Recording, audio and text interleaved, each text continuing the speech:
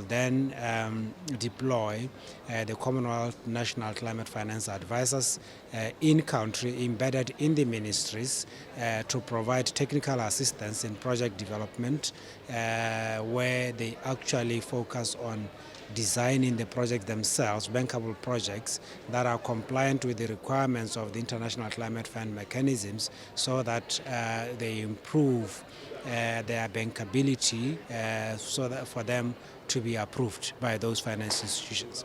So in that support, in providing that support, we do make sure that we develop investment-ready projects for the country, for the countries through our National Climate Finance Advisor.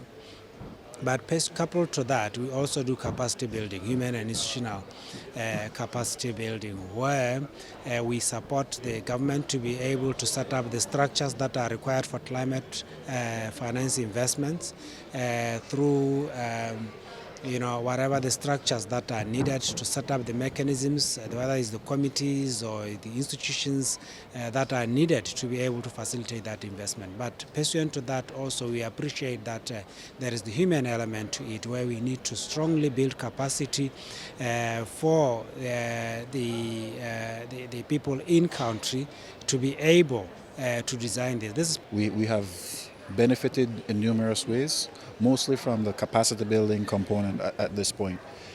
We know some of the core issues as it relates to getting access to bankable projects. We always talk that, a lot of climate funding or funding to combat the impacts of climate change is out there, but it's just accessing it. So how we've benefited so far, initially we looked at a debt for nature swap. We did some theoretical work on that. But the more pertinent one is a capacity building exercise that the Commonwealth, through our National Climate Finance Advisor, has provided. Right?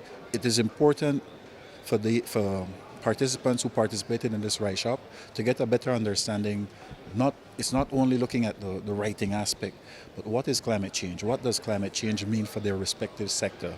And then having that level of awareness, they can then translate that to what we all know as a bankable or a scalable project for actual implementation on the ground.